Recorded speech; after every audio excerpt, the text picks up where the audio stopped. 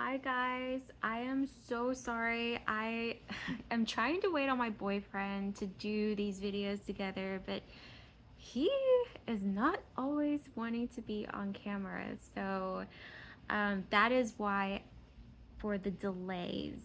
But going on with Disney, um, so I did talk about the hotel stays. Now this is going to be about Disney transportation plus a little bit of our transportation, what we had to deal with. Um, so we live not close to an airport, which a lot of you may have that in common. When I used to live in the city, uh, I would say I was maybe 45 minutes away from an airport, a major airport. Now we are an hour and some change from an airport, and we have to go to like a whole city, like a different city. So a very, very far away city. So we drove. It felt like trains, planes, and automobiles, if you guys know that reference. Um, but yeah, so we drove to the airport, and then because we drove to the airport, we had to park and ride. So, in case you guys don't know what that is, basically, you park your car, and the shuttle will take you to the actual airport and drop off. So that's what we ended up doing. And I believe that might have been 500 for the week because we went from Friday to Friday. So that had a cost there. And then, of course, we took the airplane. So we took Southwest was our tickets. Now, I don't particularly like Southwest, but it wasn't too terrible. With Southwest, you have to remember that um, they don't have assigned seating. They just have classes. So if you can try to get into A or B class, then that would help you out better. I really don't like Southwest for doing that because it does make people go into what I call panic mode, where they line up, super early before they're supposed to be lined up and called. And they also have a number on your ticket, so you might be class A, but you're in the 30s and you have to line up according to your number, which some people think that that's not important. Some people do think that that's important. So anyway, it's a whole mess with Southwest, and I just don't like Southwest Airlines. But that's the tickets that we were given. And they also, at the time that we bought our tickets, they don't charge for baggage. So I think they started charging for bags now. So that's probably like an update there. So yeah, so plane, our automobile, and then after that 2.5 hour flight, which was fantastic, by the way, Southwest had a great pilot there and back. Um, and Florida, I don't know if you guys are familiar with Florida, but they also have like a subway, but it's not underneath. It's just like a train. So planes, trains, and automobiles, just to get to Florida. So with Florida, their terminals, how to get to and from their terminals to the main hub, you have to take this like train dart system thing, which is kind of like a subway, like I said, but it's above ground. It's almost like a monorail if you're familiar with Disney. So it's just like a monorail system. And to get back to the main gates and to your gate, you have to take that train. So yeah, and then we take an Uber. So this is one thing that I have to say that Disney used to do. There has been rumors that they're going to bring it back.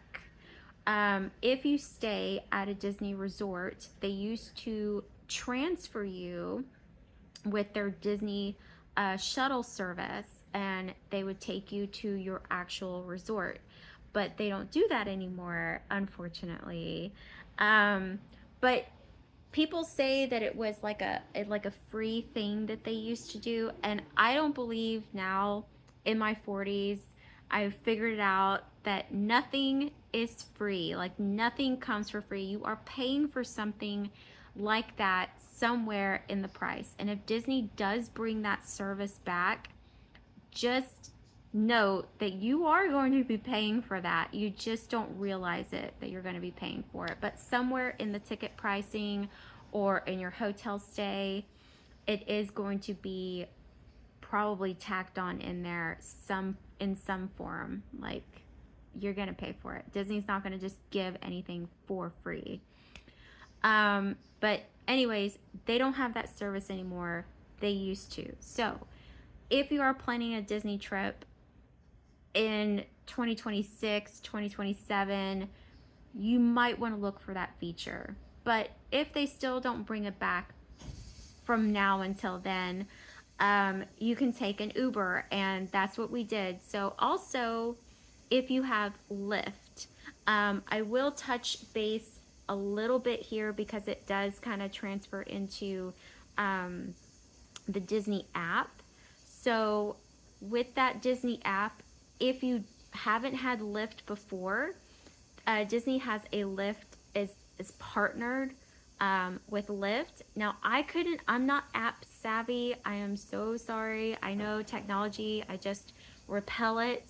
But basically, there's somewhere on the app that you can get to Lyft and that it will give you a discount. I kept getting lots of like $10, $12 discounts for my first ride, but my boyfriend had Uber, so that's the service that we used. And I've never used Uber. This is my first time to use Uber. I know that some of you guys at a certain age bracket, like my mom, she doesn't use apps. She will never use Uber unless I do it or she's with somebody that does that. So I am here to tell that kind of generation, don't be scared to download an app and don't be scared to use Uber. It's perfectly fine and it's very, very easy to use. Just don't do rideshare and kind of just look into Uber. I know I hate it when you have to learn about something brand new and it's just so technical these days. But it was really, really easy and really, really quick. The old school way for transportation would be, of course, getting a shuttle. And my mom advised me that the shuttle used to, now in her knowledge, it used to be like at least 45 per person. I'm not sure if she's correct on that information, but that's a lot more expensive than an Uber for two people. I'm sure Uber has like, I don't know, they don't charge by the person, they just charge by the ride. So from the airport to our hotel, I think it was about $39, and it's not bad. And our Uber driver came very, very quickly. So if you are contemplating on cost, where either you go old school and you do a shuttle from the airport to your hotel or wherever you're staying, or you do an Uber or you do a Lyft. Lyft was about the same cost as an Uber, or you can rent your own vehicle. Yes, you can. You can rent vehicles. I know people do Disney trips with their own vehicles, and I've done this too. Not from an airport per se, but I know people that have done it with the airport. I will get into all of that because some of this is just like kind of planning your own way, what you want to do and your budget. So anyway, getting to the airport or getting from the airport to your hotel is up to you.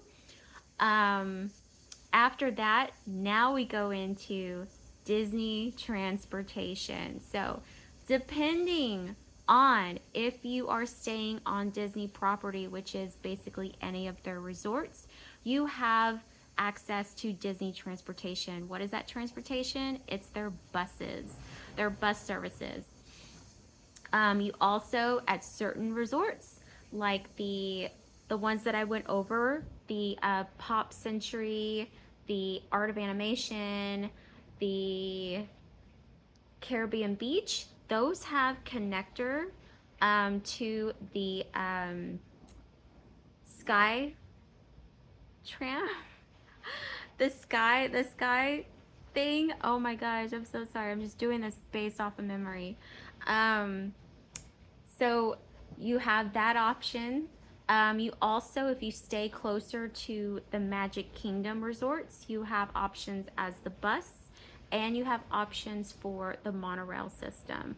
But the buses are the most reliable of the transportations at Disney because they go everywhere. So the monorails are limited to only monorail routes, which is basically going to be the Magic Kingdom and Epcot.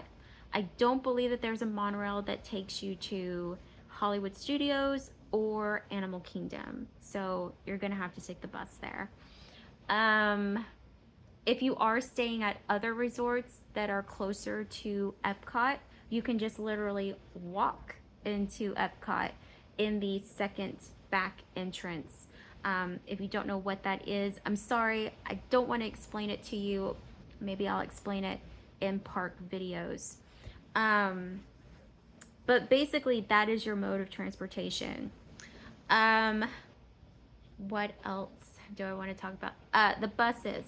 Okay, so at the resort, when you're waiting for your buses to arrive, the bus ports, they do have a television monitor that tells you which bus is coming, when it's supposed to be arriving, and where it's going. So you have your bus route there, and I love that option. The only bad thing with the buses is at the parks, they haven't put this technology at each park. And I am so mad about that because it's just like, guys, let's put those monitors at the parks themselves. So the problem is that when you go to a park and you have the bus route and you're coming back to the buses to go home or home, they don't have any information. So you're just basically out there waiting for a bus.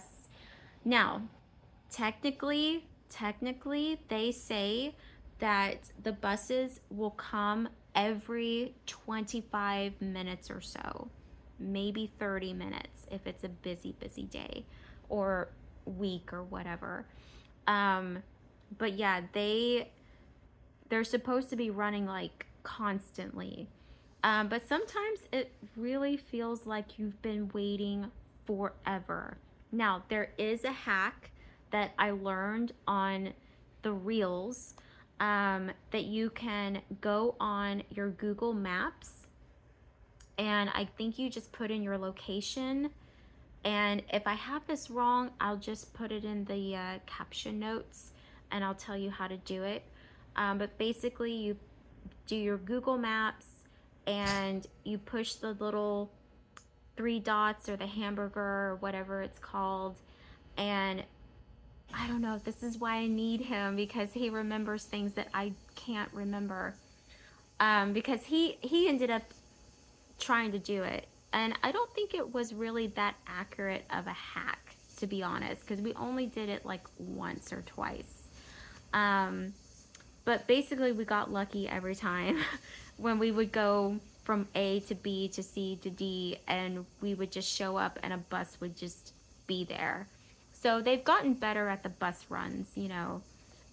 We haven't really waited like more than 15 minutes for a new bus. And most of the time we got there and the bus was like just there waiting. So, but the hack is you can go on your Google Maps, put in your location, put in Disney bus routes, and it'll tell you like when the expected bus is supposed to be coming.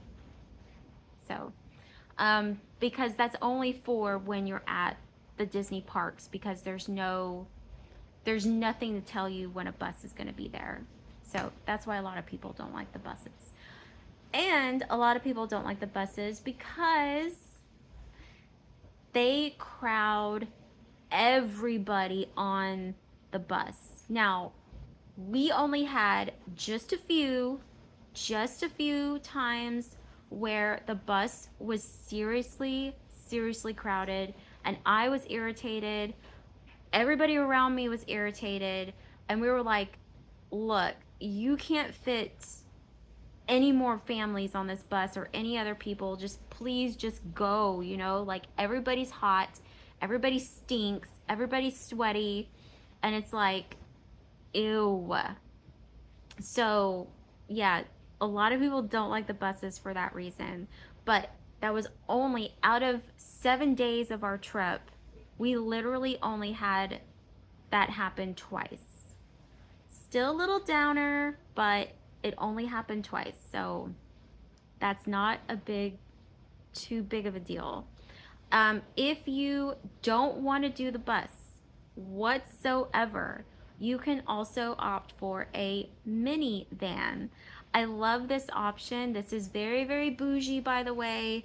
But this option is basically Uber, but it's with Disney. And again, you can also order this on their Disney app. If you are planning a trip with a Disney advisor, just tell them, say, hey, I want to try to order a minivan for this day, maybe possibly between this and this time. Can you help me with that? Or tell me where it is on the app. I couldn't find it on the app, to be honest. The app was very hard for me to learn from the get-go. But minivans are really cute. They're dressed up just like Minnie Mouse, and they are minivans, and they're so cute.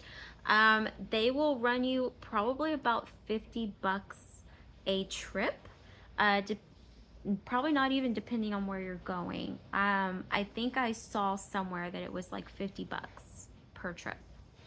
So it's very expensive to get a minivan service, but it's private, it's luxury, and it's your own service. So they do opt for that. Is it a must? No. And of course you can always Uber or you can Lyft to the park. What else if you don't want to use Disney transportation? The boat service. Okay, so there are a few resorts with Disney that you can have the boats, which is, I did mention this in Riverside. That's where we stayed at Port Orleans. They do have a boat service that goes to and from Riverside and French Quarter, and then from French Quarter to Disney Springs and back again. So you could use the boats for that. You could also use the boats to go to and from the Magic Kingdom to the Grand Floridian and the Polynesian as well. Even if you're not staying at those resorts, you can still go on Disney property and go visit them through the boat or through the monorail, because you have that option as well. What's with the boats? With the boats and the Skyliner, there's the word, Skyliner. So the boats and the Skyliner both were not working probably half of the time that we had stayed there for the whole week. So basically, if it's bad weather or weather that looks iffy or could be lightning or just weather, they shut everything down. I don't understand what Disney does and why they do it, but you automatically think it's because of your safety and that's why they do these things. But there were some days that I couldn't understand why we couldn't be on the boats, or why I couldn't be on the Skyliner. Like, it was just like they're not reliable resources. So if you are banking on the fact to go on the Skyliner or go on the boat rides, don't bank on it. Don't bank on it because they may or may not be up and running. So your only choices here are going to be a monorail system if you're close to that, or a bus. And that's it. Unless you brought your own transportation or rented your transportation, or you're opting to Uber everywhere or minivan it everywhere. So those are your options to travel around Disney property. If you are doing a rental car, you do have to pay $25 for parking, even if you are staying on Disney property. Yes, yes. Unless you are one of the perk members, like if you have an annual pass or something, you get free parking. But if you don't, you are going to have to pay $25 every day. We did that one time, my mom and I, and yeah, we just took the bus. What else about Disney transportation? It's nice. It's easy. It's fun letting somebody else drive for a minute. At night, though, put on your sunglasses at night. And I know this sounds really, really weird, but they turn off the lights, and then when they're stopped at your route, these bright, beaming lights come on, and it's like, oh my gosh, turn them off. I mean, it's like basically you're in the club partying so hard and it's so dark, and then they turn the lights on. Like, that's how jarring it is. So if you have sunglasses, if you remember to do this, put the sunglasses on. I'm telling you, it just do it. Also with Disney buses. All right, so if you are at, and I think I touched on this in the resort videos, the buses have the routes that they go on. So depending upon how big your resort is, I'm going to say the All Sport, Animation, Pop Century, that's one bus route. So it starts at All Sport Resort is the first drop, and then it goes to Art of Animation, and then it goes to Pop Century. I could have those backwards, but basically it stops at each one, and then it'll go out to the parks. With us, with Port Orleans, it has about 4 different stops before you go out to the parks. Now, this was really interesting because when we went out to the parks, we had to stop at each route. But when we were coming back to the resorts from the parks, it actually just took us straight to our hotel, but still stopping at the ports. So basically, because we share a sister home to Port Orleans has 2 resorts in one, we didn't have to go to French Quarter. So basically that was it. So basically it was like Port Orleans or French Quarter when we were coming home. I don't know. Disney does what Disney does. I don't know why they do it, but that's just how they do it. What else about Disney transportation? Some people love it, some people hate it. That's why some people rent their own vehicles and they just leave when they want to leave, and to and from the resorts to the parks on their own time. And I mean, if that's you, that's you. I know people that do that. Personally, I know that they do that. We didn't get to go on the Skyliner, unfortunately, because again, every time we wanted to go, it was down. But that was the only Disney transportation that we didn't get to do. So we got to do the boats, we got to do the monorail, and we definitely did the buses. So also the buses are coming back. There are ways. There are ways. There are walking distance ways. So depending upon your resorts, I feel like they do the most bougiest resorts up front. of the bus stops. But your bus stop could be way over there on the other side, and you're like walking from way over here to way over there. So it's a haul to get to your bus stop. But yeah, so you just have to check the board. It'll tell you which number that your bus route is going to be, where the buses are going to drop you off at. So you could be like number 12, you could be number 22. It just depends. But yeah, so anyway, that is Disney transportation. I've always used Disney transportation. It's very easy.